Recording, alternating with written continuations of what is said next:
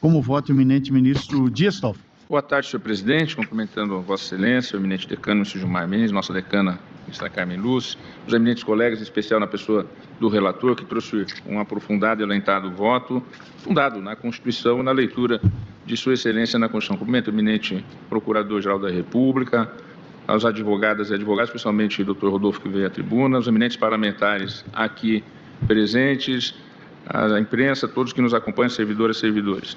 Senhor presidente, estamos aqui a discutir a questão da prorrogação da CPMI, que, evidentemente, como toda CPMI, tem duas características: a investigação e, além da investigação, a proposição de soluções para temas. Você pode ter uma CPMI que nem tenha por objeto uma investigação específica, mas para propor uma nova legislação, para avaliar uma situação concreta e específica e estudar profundamente situações para chegar a um aprimoramento institucional do Brasil.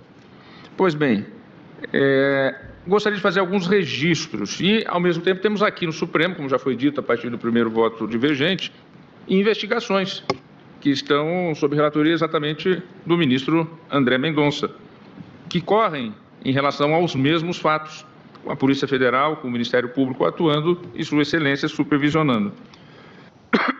Eu gostaria de registrar uma questão que é muito importante e que a unanimidade agora no início de março, obviamente que não tem a ver com as investigações, que devem seguir e estão em boas mãos com o ministro André Mendonça. Mas é importante registrar que esta Corte agora em março, a unanimidade, homologou, né, o acordo entabulado na ADPF 1236 de minha relatoria, que em julho de 2025, logo em seguida, ao surgir os fatos a respeito das investigações que ocorrem, seja na CPMI, seja na relatoria do ministro André Mendonça, para que o quanto antes fosse feito, ministro Zanin, o ressarcimento àqueles que foram prejudicados. Essa homologação ocorreu no mês de julho, foram já realizados muitos ressarcimentos, eu não tenho os dados atualizados, e não sei se alguém da Advocacia da União estaria aqui para dizer, mas em dezembro de 2025, o advogado-geral da União esteve em meu gabinete e demonstrou que já cerca de 2/3, em dezembro de 2025, o procurador-geral Paulo Gonet já estavam ressarcidos, cerca de 2/3. Além disso, entraram com ações judiciais para bloquear bens, porque, evidentemente, que esse ressarcimento veio do Tesouro Nacional. Inclusive, nós votamos aqui pela possibilidade disso estar fora do teto constitucional. E a Advocacia Geral da União entrou com bloqueios de bens que, segundo informações do final do ano passado, eram de mais de 2 bilhões de reais, exatamente para, com esses bloqueios, junto às entidades e às instituições que cometeram os ilícitos, poder reaver os valores para o Tesouro Nacional. É importante esse registro para ficar esclarecido que essa Corte atuou prontamente e depois, a unanimidade, aprovou a atuação desse relator para, o quanto antes, aqueles que foram prejudicados, que, como foi dito aqui, são pessoas das mais necessitadas do ponto de vista econômico da sociedade, para que elas tivessem aquilo que elas tiveram de prejuízo em razão de atos criminosos ressarcidos pelo Tesouro, e o Tesouro, através do seu braço jurídico, ir atrás do ressarcimento do Tesouro Nacional, afora as investigações que aqui ocorrem. Também gostaria de dizer, especialmente aos eminentes parlamentares aqui presentes, do meu apreço pelo Congresso Nacional.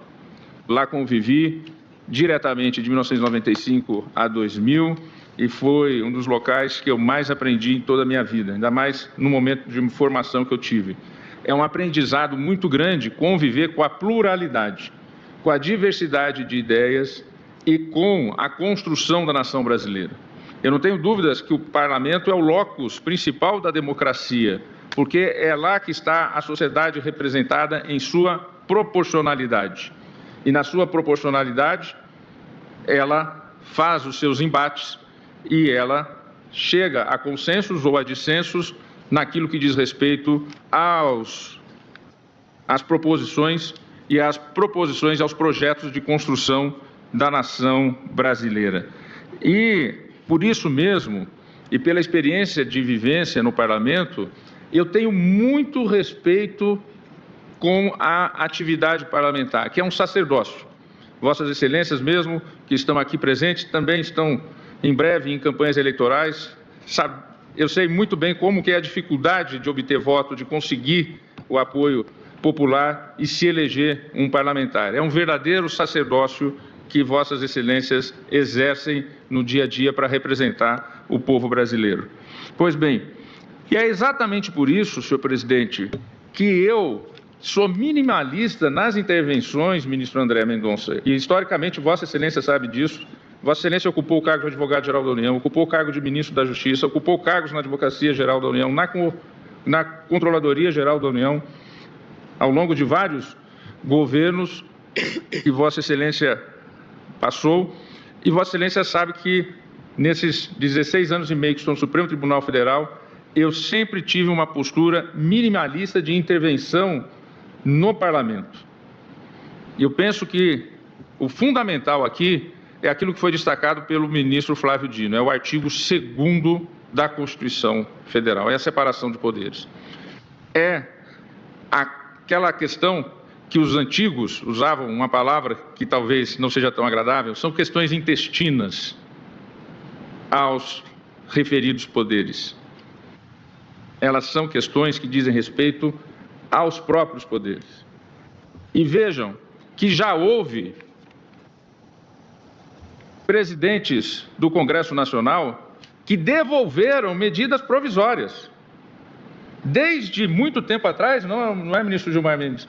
Ou seja, mesmo uma medida provisória, o presidente do Congresso Nacional, se entender que não há a urgência necessária, ele pode devolver, e essa corte, salvo engano de memória, já placitou essa competência do presidente do Congresso Nacional, e já houve vários casos de devolução. Como obrigar, por exemplo, e em várias legislaturas e várias presidências de Congresso Nacional e de Senado, como obrigar o presidente do Senado a ler uma indicação feita pelo presidente da República por uma agência reguladora, ele fazer a leitura em plenário. Tem algumas indicações que ficam meses para a leitura ou que são devolvidas. Isso são competências que o Congresso Nacional tem.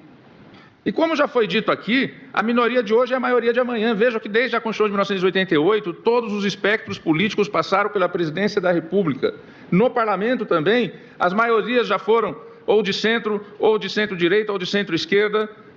E assim se forma a democracia no nosso país. E eu tenho aqui muito, e eu já disse isso aqui várias vezes em alguns julgados, muito cuidado com a intervenção jurídica na política. E dou alguns exemplos que não foram positivos, porque a história assim o demonstrou. A história assim o demonstrou. Por exemplo, em 2002, o TSE decidiu pela verticalização das coligações. Ou seja, a coligação feita para a presidência da República tinha que se replicar nos estados, para os governos estaduais e também para os parlamentos do Congresso Nacional e das Assembleias Legislativas e da Câmara Legislativa do DF. Tinha que se reproduzir. Houve uma ação direta, o Supremo placitou, ou seja, entendeu constitucional aquela decisão do Tribunal Superior Eleitoral e aquilo se aplicou às eleições de 2002. Posteriormente, o que fez o Congresso Nacional em seguida? Editou a constitucionalização das coligações sem verticalização. Veio o rebote. Outro caso, a fidelidade partidária, levou à criação da janela, que estamos exatamente nesse momento, de janela de transferência partidária, de um partido para outro.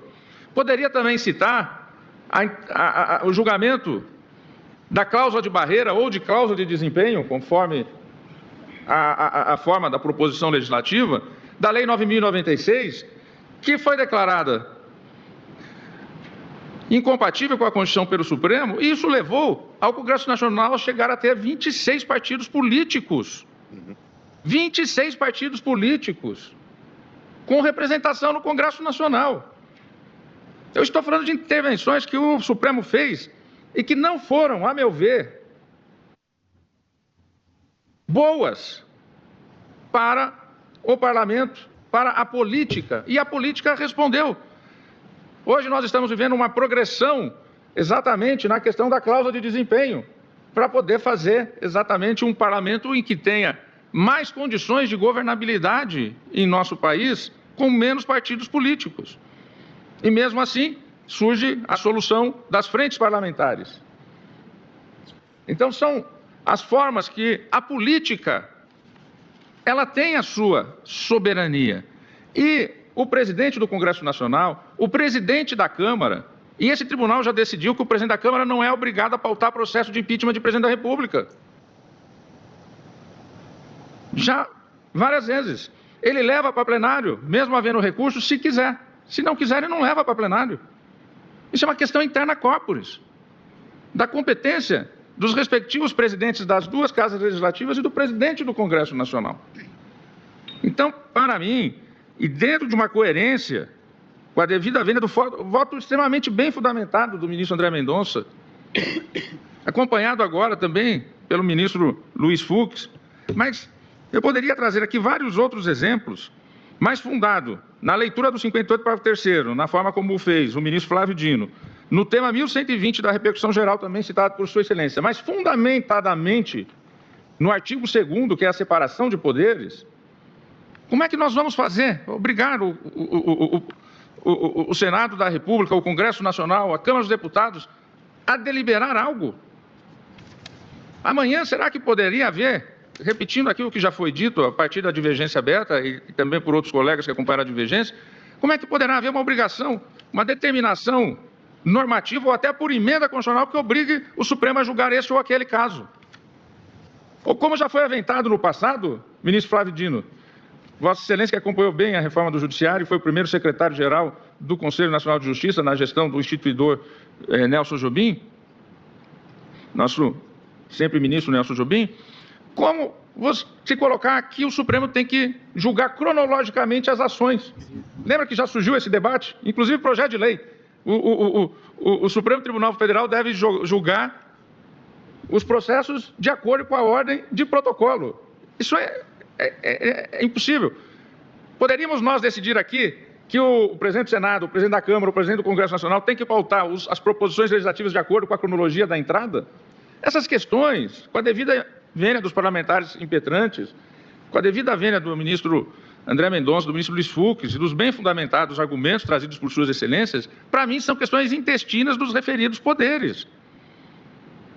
E nós temos que ter autocontenção, porque a história nos mostra que nós interferirmos nessas questões políticas interna corporis, nós temos, na verdade, consequências posteriores, como foi a cláusula de barreira, como foi a verticalização das coligações, entre tantos outros exemplos que eu poderia aqui trazer a Vossas Excelências. Portanto, senhor presidente, com esses breves comentários, pedindo vênia, mas elogiando o fundamentado voto do ministro André Mendonça, acompanhado pelo ministro Luiz Fux, eu peço todas as vênias para acompanhar a divergência a partir do voto do ministro Flávio Dino.